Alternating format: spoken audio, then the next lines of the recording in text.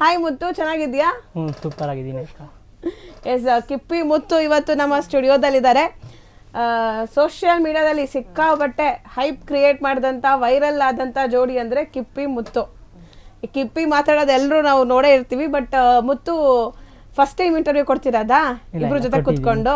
ಇಬ್ರು ಜೊತೆ ಕೂತಿದ್ದೆ, ಇದೇ ಫಸ್ಟ್ ಟೈಮ್ ಅಲ್ವಾ? ಹೆಂಗ್ ಅನಿಸ್ತಿದೆ? ಚೆನ್ನಾಗಿ ಅನ್ನಿಸ್ತಿದೆ. ಜೋರಾಗಿ ಮಾತಾಡ್ಬೇಕು. ಚೆನ್ನಾಗಿ ಅನ್ನಿಸ್ತಿದ್ಯಾ?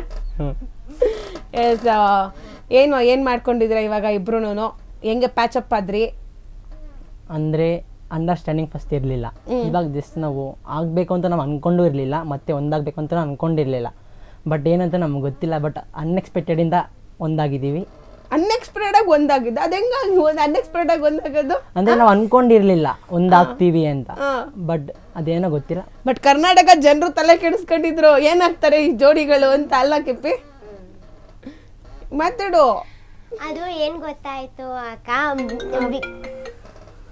ಹೇಳು.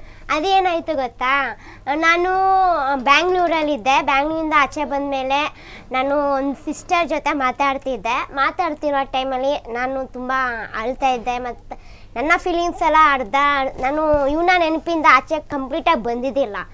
ಫ್ರೆಂಡ್ಸ್ ಜೊತೆ ಇರ್ಬೋದು, ಬಟ್ ನೆನಪಿಂದ ಬಂದಿದ್ದಿಲ್ಲ. ಸೊ ಆ ಟೈಮಲ್ಲಿ ಏನಾಯಿತು ಅಂದರೆ, ಅವ್ರ ಹತ್ರ ಮಾತಾಡಿದಾಗ ನಾನು ಅವ್ರ ಹತ್ರ ಹೇಳ್ಕೊಂಡಿದ್ದೆ. ಆಮೇಲೆ ಇವನು ಹಂಗೆ ಕ್ಯಾಶುವಲ್ ಆಗಿ ಅಕ್ಕ ಹೇಳ್ತು ಅವಳು ಬಿಟ್ಟೋದ್ರೆ ನೀನು ಬಿಟ್ಟಿದ್ದಕ್ಕೆ ಅವಳ ಲೈಫ್ನ ಸ್ಪಾಯ್ಲ್ ಮಾಡ್ಕೊತಿದ್ದಾಳೆ, ಹಾಗೆ ಹಿಂಗೆ ಅಂತ ಸ್ವಲ್ಪ ಅವ್ರ ಹತ್ರ ಮಾತಾಡಿದ್ರು. ಇವನಿಗೆ ಮನ್ಸು ಹೆಂಗೆ ಬದಲಾಯಿತು ಅಂತ ನನಗೆ ಗೊತ್ತಿಲ್ಲ. ನಾನು ಬೈಕೊಂಡು ವೀಡಿಯೋಗಳು ಹಾಕ್ತಿದ್ದ, ಬೈಕೊಂಡು ಇರ್ತಿದ್ದ. ಬಟ್ ಆ ಟೈಮಲ್ಲಿ ಇವನಿಗೆ ಹೆಂಗೆ ಮನ್ಸು ನನ್ನ ಕಡೆ ವಾಳ್ತು, ಇಲ್ಲ ನನ್ನ ಬಗ್ಗೆ ಅವನಿಗೆ ಆ ಟೈಮಲ್ಲಿ ಏನು ಅನಿಸ್ತು ಅಂತ ಗೊತ್ತಿಲ್ಲ. ಸೊ ಅವನು ಮತ್ತೆ ನಾವಿಬ್ರು ಕುತ್ಕೊಂಡು ಸಮಾಧಾನವಾಗಿ ಸರಿ ಮಾಡ್ಕೊಂಡೆ. ಅಲ್ಲ ಮುತ್ತು, ಕಿಪ್ಪಿನ ಇಷ್ಟಪಡ್ತೀಯ ನೀನು? ಹಂಗ ಬೈಯಕ್ ಹೆಂಗ್ ಮನ್ಸ್ ಬರುತ್ತೆ ನಿನ್ಗೆ?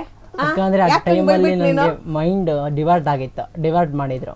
ಅಂದ್ರೆ ಆ ಟೈಮ್ ಬೇರೆ ಮಾತು ಕೇಳ್ತಾ ಇದ್ದೆ. ಯಾರು ಡೈವರ್ಟ್ ಮಾಡಿದ್ ಮೈಂಡ್ ನ? ಅಂದ್ರೆ ಅದು ಅವ್ರ ಹೆಸರೇ ಹೇಳಕ್ಕಾಗಲ್ಲ. ಒಟ್ನಲ್ಲಿ ಮಾಡಿದ್ರು. ಹೌದು, ಮಾಡಿದ್ರು. ಬಟ್ ಆ ಟೈಮಲ್ಲಿ ನಾನು ಆ ಥರ ಆಗ್ಬಿಟ್ಟೆ.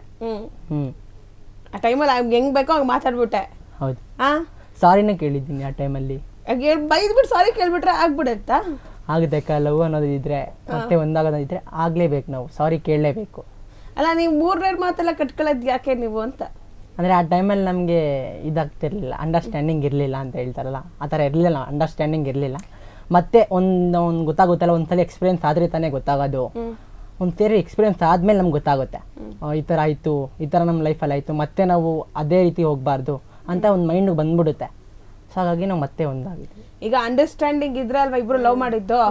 ಅವಾಗ ಹೆಂಗ್ ಅಂಡರ್ಸ್ಟ್ಯಾಂಡಿಂಗ್ ಇತ್ತು? ಅವಾಗ ಯಾಕೆ ಲವ್ ಮಾಡಿದ್ರಿ? ಏನು ಗೊತ್ತಾ ಅಕ್ಕ, ಅವಾಗ ನಾನು ಇವನ್ನ ವೈರಲ್ ಆಗಿ, ಅಂದರೆ ನಾನೆಲ್ಲೂ ತೋರಿಸ್ಕೊಂಡಿಲ್ಲ, ಅದೊಂದು ಫೋಟೋನ ಇವ್ನು ಮೆನ್ಷನ್ ಮಾಡಿದಾಗ ಎಲ್ಲ ಕಡೆ ವೈರಲ್ ಆಯಿತು. ಅಂದರೆ ಜನಕ್ಕೆ ನನ್ನ ಲವರ್ ಅಂತ ತಗೊಂಡ್ಬಿಟ್ರು ಇವನ್ನ. ಇವನೊಂದ್ಸತಿ ನನ್ನ ಲೈವಲ್ಲೆಲ್ಲ ಬಂದು ಮಾತಾಡ್ತಿದ್ದ, ಆ್ಯಸ್ ಎ ಕ್ಯಾಶುವಲ್ ಆಗಿ ಫ್ರೆಂಡ್ಸ್ ಥರ ಹಾಗೆ ಮಾತಾಡ್ತಾ ಇದ್ರಿ. ಸೊ ಇನ್ನು ಫೋಟೋನ ಸ್ಪ್ರೆಡ್ ಮಾಡಿದ್ಮೇಲೆ, ಅಂದರೆ ಸ್ಟೋರಿಗೆ ಹಾಕ್ಮೇಲೆ ಯಾರೋ ಟ್ರೋಲ್ ಮಾಡಿದ್ರು. ನಾನು ಅವಾಗ ಹೇಳ್ಕೋಬೇಕು ಅಂತಲೂ ನನಗೂ ಅನಿಸಿದ್ದಿಲ್ಲ. ಆಮೇಲೆ ಅನ್ಎಕ್ಸ್ಪೆಕ್ಟೆಡ್ ಆಗಿ ನಾವು ಹೇಳ್ಕೋಬೇಕು ಅನ್ನೋ ಸಂದರ್ಭ ಬಂತು, ಹೇಳ್ಕೊಂಡೆ. ಬಟ್ ಅಲ್ಲೇನಾಯಿತು ಅಂದರೆ, ನನ್ನ ಜೊತೆಲಿರೋರು ಕೂಡ ಇವನಿಗೆ ಬಕೆಟ್ ಹಿಡಿಯೋ ಅಂತ ಕೆಲಸ ಮಾಡಿದ್ರು. ಫ್ರೆಂಡ್ಸ್ ಅಂತ ಬಂದರು. ನನ್ನ ಬಗ್ಗೆ ಅವನ ಹತ್ರ ಹೇಳ್ತಾ ಇದ್ರು, ಅವನ ಬಗ್ಗೆ ನನ್ನ ಹತ್ರ ಹೇಳ್ತಾ ಇದ್ರು. ಅವಾಗ ಏನಾಗ್ತಿತ್ತು ಅಂದರೆ, ನಮ್ಮ ಮೈಂಡ್ ಸೆಟ್ಟು ಇವನ ಬಗ್ಗೆ ತಿಳ್ಕೋಬೇಕು, ಇವನೇನು ಮಾಡ್ತಾ ಇದ್ದಾನೆ, ಅನುಮಾನಗಳು ಜಾಸ್ತಿ ಮೂಡೋ ಅಂಥ ಕೆಲಸಗಳು ಅವ್ರು ಮಾಡ್ತಾಯಿದ್ರು. ಸೊ ಆ ಟೈಮಲ್ಲಿ ನನಗೆ ಮೈಂಡ್ ಡೈವರ್ಟ್ ಮಾಡ್ತಾಯಿದ್ರು. ನನ್ನ ಬಗ್ಗೆ ಇವನ ಹತ್ರ ಹೇಳೋ, ಇವನ ಬಗ್ಗೆ ನನ್ನ ಹತ್ರ ಹೇಳೋದು.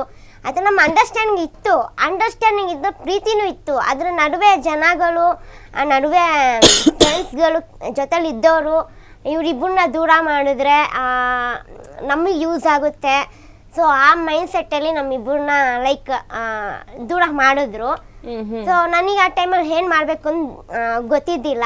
ಸೊ ಆ ಟೈಮಲ್ಲಿ ನಾನು ಯಾರ ಮಾತು ಕೇಳಬೇಕು, ಯಾರು ಹೆಂಗೆ ಹೇಳಬೇಕು, ಯಾಕಂತ ಗೊತ್ತಿದ್ದಿಲ್ಲ. ಸೊ ನಾನು ಅಡ್ಡದಾರಿ ಹಿಡಿಯೋಕ್ಕೆ ಪ್ರಯತ್ನ ಪಟ್ಟಿದ್ದೆ. ಬರೀ ಅದನ್ನ ಅಡ್ಡದಾರಿ ಹಿಡಿತಿದ್ದೆ ನಾನು ಏನು ಮಾಡಬೇಕು, ಏನು ಮಾಡಬಾರ್ದು ಅಂತ. ಸೊ ಇವನಿಗೂ ಯಾರೋ ಏನೇನೋ ಹೇಳ್ಕೊಟ್ಟು ಮೈಂಡ್ ಡೈವರ್ಟ್ ಮಾಡಿದ್ರು. ಆ ಟೈಮಲ್ಲಿ ಇವನಿಗೂ ಇಷ್ಟ ಆಗದಿರೋ ಕೆಲಸ ನಾನು ಮಾಡ್ತಾಯಿದ್ದೆ. ನಾನು ಆ್ಯಕ್ಚುಲಿ ಎಲ್ಲರ ಮೇಲೆ ನಂಬಿಕೆ ಪರ್ಸ್ನಲ್ ಆಗಿ ಇಟ್ಕೊತೀನಿ. ಸೊ ಅದರಿಂದ ನನಗೆ ಡ್ಯಾಮೇಜ್ ಆಯ್ತು ಅಷ್ಟೇ. ಒಟ್ನಲ್ಲಿ ಬೇರೆಯವ್ರ ಮಾತು ಕಟ್ಕೊಂಡು ಜಗಳ ಆಡಿದ್ರಿ ಇಬ್ರುನು. ಕ್ಷಣ ಕ್ಷಣದ ಸುದ್ದಿಗಳಿಗಾಗಿ ಫ್ರೀಡಂ ಟಿವಿ ಸಬ್ಸ್ಕ್ರೈಬ್ ಮಾಡಿ, ಲೈಕ್ ಮಾಡಿ ಹಾಗೂ ಫಾಲೋ ಮಾಡಿ. ಹೊಸ ಸುದ್ದಿಗಳ ನೋಟಿಫಿಕೇಶನ್ಗಾಗಿ ಬೆಲ್ ಐಕಾನ್ ಮೇಲೆ ಕ್ಲಿಕ್ ಮಾಡಿ.